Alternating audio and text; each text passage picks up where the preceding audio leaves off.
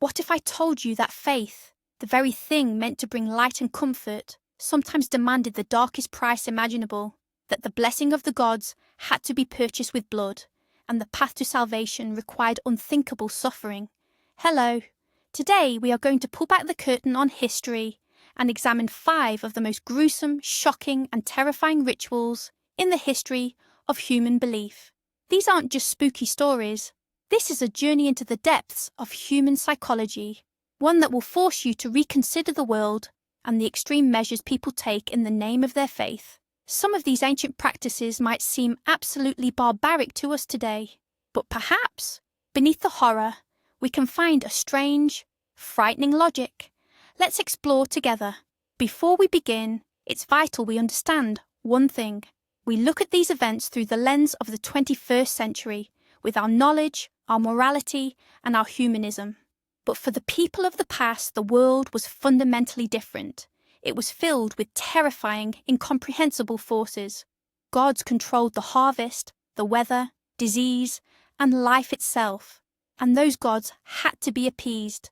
Ritual was the primary means of communicating with those higher powers. It wasn't just a symbolic act. It was a vital mechanism that, in their belief system, maintained order in the universe. Sacrifice was the payment for stability, for the survival of the tribe, for the sun to rise tomorrow. Understanding this context does not justify the cruelty, but it helps us see these terrifying acts not as senseless barbarism, but as a desperate attempt to find meaning and control in a chaotic and dangerous world. We should start with arguably the most famous and largest-scale ritual of all, Aztec human sacrifice. Picture the magnificent city of Tenochtitlan, rising up from the middle of a lake. At its heart stood colossal pyramids and temples, painted a striking, vivid red. For the Aztecs, the universe was an eternal battlefield. Their chief deity, Huitzilopochtli, the god of the sun and war, fought the forces of darkness every single night, just so he could rise again in the morning. But that eternal battle required fuel. It needed the most potent energy in the cosmos, human blood and human hearts. Without this sacred water, or Chalcuhatl, the sun simply wouldn't rise, and the world would be plunged into eternal darkness. Therefore, sacrifice was not viewed as an act of cruelty in their eyes, but rather as a sacred duty, a cosmic necessity required to save existence itself. It was essentially a life support system running on human fuel, and that system demanded supplies on an industrial scale. So how did this grim ritual actually unfold? The victims were most often captive warriors taken from rival tribes. For these soldiers, being brought to the altar was considered an honourable death, far superior to dying from sickness or disease. However, sometimes even Aztecs themselves were sacrificed, including women and children chosen for specific rituals honouring various other gods. Picture the procession. The condemned individual, often heavily drugged or intoxicated, is led up the steep steps to the summit of the Great Pyramid, the Templo Mayor. 4 priests escort him. They are heavily painted and clad in elaborate ritual robes. Down below, in the plaza, a massive crowd has gathered. The people gaze upward, listening to the rhythmic beat of drums and the chanting of hymns echoing through the air. The atmosphere is heavy, saturated with a potent blend of fear, awe, and religious ecstasy. The prisoner is then laid upon a special sacrificial stone, his back arched severely to expose the ribcage as much as possible. 2 priests restrain his arms, 2 hold his legs. Looking up, all he can see is the endless sky and the stern face of the high priest looming above him. The climax of the ritual was at hand. The high priest, wielding a razor-sharp obsidian knife, would execute one precise, swift movement, slicing open the victim's ribcage. Reaching deep into the incision, he would find the still-beating heart, rip it free, and hoist it high overhead, presenting it directly to the sun. In the Aztec faith, this act was believed to channel divine energy directly into the celestial sphere. The heart, the precious eagle fruit, was then placed in a dedicated stone vessel, while the lifeless body was immediately hurled down the steep steps of the pyramid. At the base, other priests waited to receive it. Eyewitness accounts suggest the temple steps were perpetually soaked in blood. The sheer scale of these rituals remains a point of intense historical debate. Some chronicles claim tens of thousands of victims were sacrificed in a single ceremony, particularly during temple consecrations. Yet, even if these peak figures were exaggerated, archaeological evidence confirms the practice was undeniably massive and systematic. It was, quite literally, a conveyor belt of death performed in the name of life. So, what happened next? The fate of the body was highly dependent on the victim's status and the nature of the ritual itself. In certain instances, ritualistic cannibalism was practiced. Specific parts of the body might be prepared and consumed by the elite of the society. This was never an act of hunger. Instead, it was believed that through this consumption, warriors could absorb the strength and bravery of the fallen enemy. But this wasn't the main goal. Mass human sacrifices also served a crucial political function. They were a massive demonstration of the Aztec Empire's overwhelming power. Envoys from both conquered and enemy territories were specifically invited to these ceremonies to witness the fate awaiting anyone who dared challenge the authority of Tenochtitlan. It was a potent instrument of psychological terror and state control, carefully wrapped in the mantle of sacred religious obligation. In this way, religion, politics, and warfare were all intertwined in one gruesome and bloody knot. Let's shift our focus from Mesoamerica to India and examine a ritual that is terrifying, perhaps less for its physical brutality and more for its deep psychological implications. This is the ritual of Sati, or widow self-immolation. According to this ancient Hindu tradition, upon the death of her husband, a loyal wife was expected to ascend his funeral pyre and burn alive alongside his body. The very word Sati translates to virtuous wife.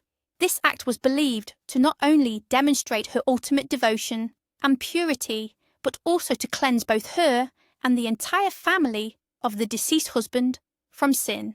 Furthermore, it supposedly guaranteed them heavenly bliss for thousands of years. A woman who performed Sati was elevated to the status of a near goddess. She was revered as a saint, and memorial stones or even small temples were often erected at the site of her immolation. It sounds like the ultimate act of love and self-sacrifice, doesn't it? But beneath this veneer of religious duty lay a far more sinister reality. For one, the supposed voluntariness of this act is highly questionable. In traditional Indian society, a widow instantly lost all social standing. She was forced to observe strict mourning rites, shaving her head, subsisting on simple food, and living in complete isolation. She was branded as inauspicious, a symbol of bad luck, and became a severe economic burden on her family.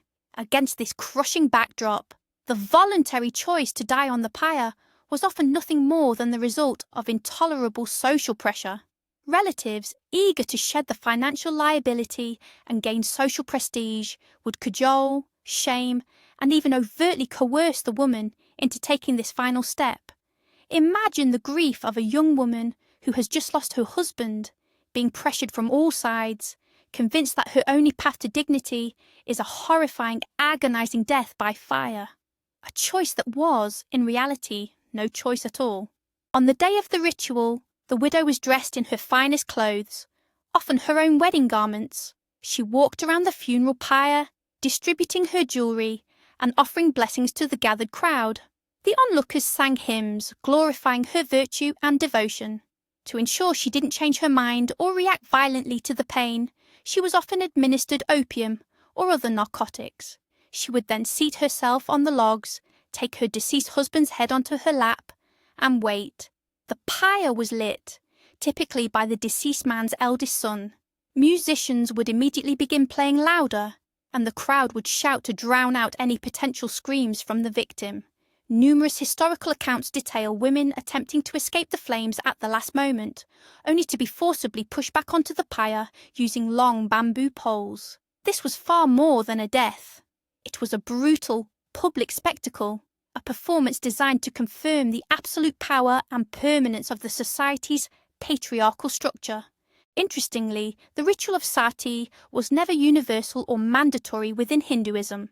Many sacred texts actually disapproved of it, instead encouraging widows to pursue an ascetic lifestyle.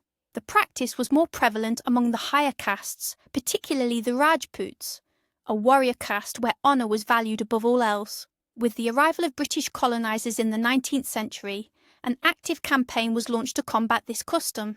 Sati was officially banned in 1829, but sporadic cases continued to occur even well into the 20th century. Sati stands as a chilling example of how religious doctrine can be twisted to justify the cruelest forms of social control and the profound suppression of women. It is a sombre story of how virtue can tragically become a death sentence. Our next stop takes us to the shores of the Mediterranean, to the powerful city-state of Carthage. They were brilliant navigators and traders, the fiercest rivals Rome had, and it is through Roman accounts that we received the most chilling details about their religious practices. Central to the Carthaginian pantheon were a pair of deities, the mother goddess Tanit and the fearsome god Baal-Hamon. According to Roman historians, the most potent way to appease these gods was to offer them the most precious possession one had, their own child. Often, this meant the firstborn son or daughter. This grim practice is known as mulk. It was performed during moments of greatest existential threat to the city, times of severe drought, devastating epidemics, or imminent enemy invasion. It was believed that by sacrificing their firstborn, a noble Carthaginian family not only secured the safety of the entire city, but also guaranteed prosperity and good health for their future, surviving children. Archaeological digs have confirmed the existence of unique sacred sites known as tofets. The most famous one is, of course, in Carthage. This is far more than just a burial ground. It is a massive collection of urns, holding the cremated remains of thousands of infants and very young children, alongside animal remains, most commonly lambs. The vast majority of these children were newborns to only a few months old. Standing next to the urns are stelae, stone slabs inscribed with text. These inscriptions are not markers of grief, but acts of thanksgiving to the gods. For instance, to the goddess Tanit and the lord Baal-Hamon, in fulfillment of a vow. This doesn't resemble typical gravestones. Instead, it seems to testify to a completed transaction, a deal whose price was the life of a child. Try to imagine the sheer desperation of parents who truly believed that only such a horrific sacrifice could save them all from starvation or the enemy's sword. What must it have been like to physically hand your own baby over to the priest? The Roman historian Diodorus Siculus recounts this ritual in horrifying detail. At the heart of the tofet stood a colossal bronze statue of Baal-Hamon.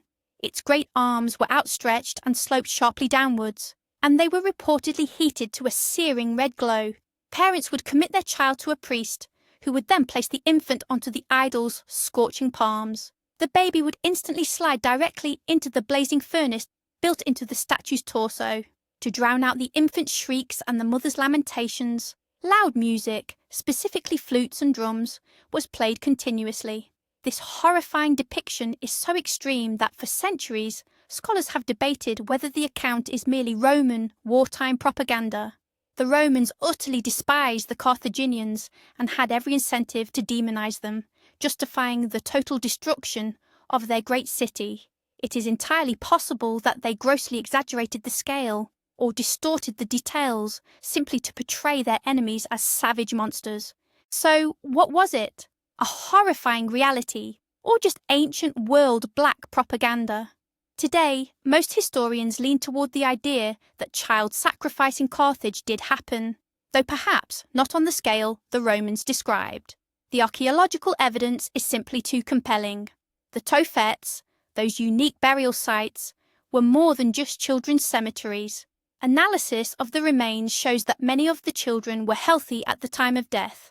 It was likely not a regular ritual, but rather an extreme measure resorted to only in the most desperate times. It's possible the Romans simply took this shocking practice and presented it as the everyday norm. But even if it happened rarely, the very idea that a society could systematically sacrifice its own children in the name of the gods remains one of the darkest and most disturbing chapters in the history of religion.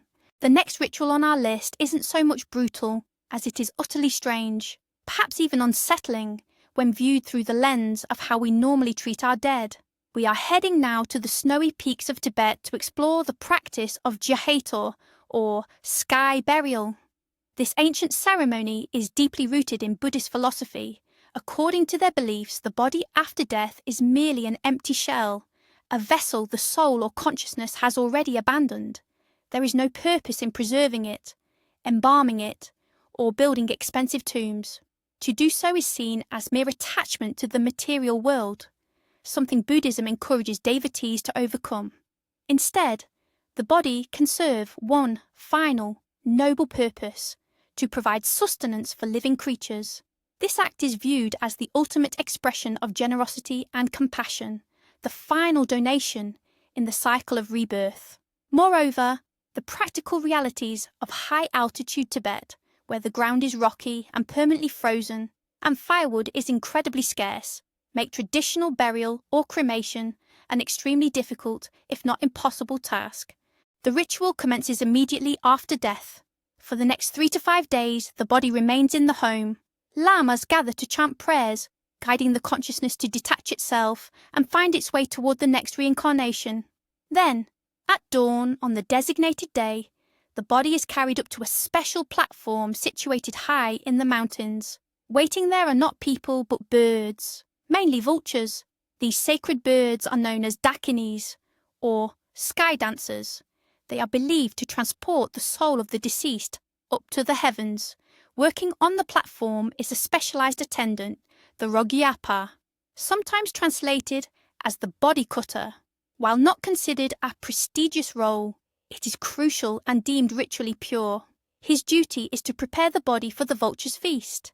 He makes strategic incisions, sometimes fully separating the flesh from the bone, ensuring the birds have easy access. This site is definitely not for the squeamish. The Rogyapa performs his duties swiftly and methodically. The vultures, already accustomed to this ancient ritual, wait patiently nearby. The moment the specialist steps back, a massive flock descends. In a matter of minutes, the body is almost entirely consumed. It is an astonishingly effective method of disposal.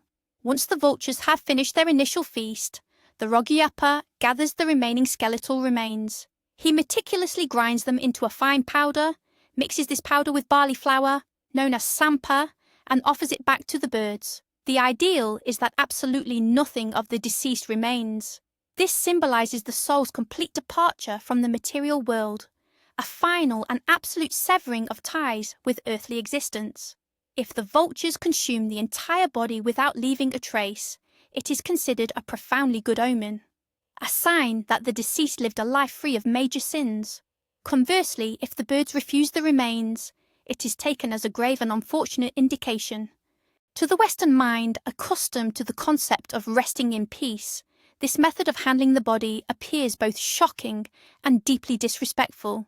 We tend to view it as dismemberment and destruction.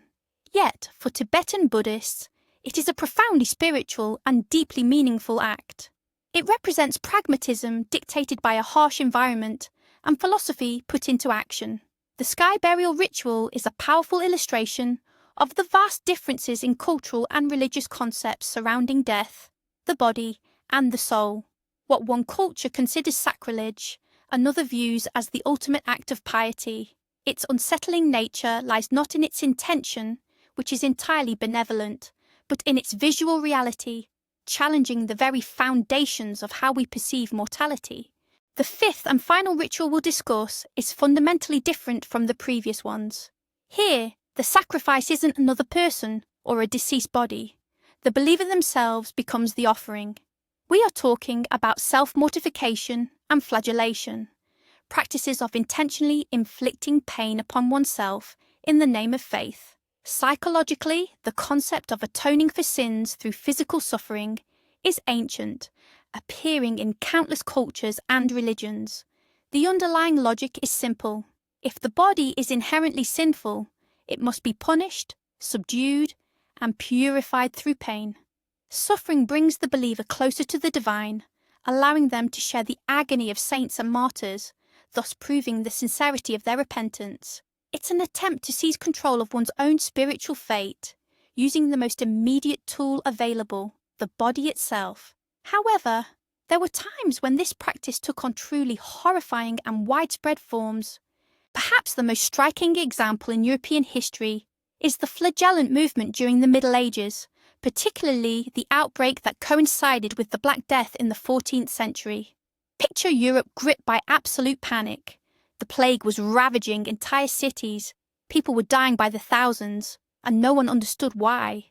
Many believed this was divine retribution, God's punishment for humanity's sins. That's when they emerged, processions of half-naked penitents marching solemnly from town to town. They would sing mournful hymns and, in full view of the public, violently scourge themselves across the back, using special whips tipped with sharp metal studs. Their backs quickly became a bloody, mangled mess. This ritual was performed twice a day for exactly 33.5 days, symbolizing the lifespan of Christ. Initially, the church tolerated their practices, but the movement quickly spiraled out of control. The flagellants started attacking priests, claiming their own martyred blood was holier than any baptismal water. As a result, they were ultimately declared heretics and systematically persecuted. But this practice didn't vanish with the Middle Ages. In fact, it persists in certain parts of the world even today. The most prominent example involves the rituals performed by some Shia Muslims during Ashura. Ashura is a day of mourning for Imam Hussein, the grandson of the Prophet Muhammad, who was martyred in the Battle of Karbala in 680 AD. As a sign of grief and to show solidarity with his suffering, some worshippers take to the streets and participate in elaborate mourning processions.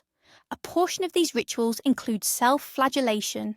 Men strike themselves on the back with chains, and sometimes even use daggers or swords to cut their heads until blood is drawn. For those who participate, this is not considered self-torture. Rather, it is viewed as an expression of profound love and devotion, a way to share the pain of their imam. However, it must be noted that many Shia spiritual leaders disapprove of such bloody practices. They often urge followers instead to express their sorrow through the peaceful act of blood donation. From medieval Christian processions to modern Shia rituals, from the ascetic practices in India to certain rituals in the Philippines where people crucify themselves on Good Friday, the idea of purification through pain has been a common thread running throughout the history of religions.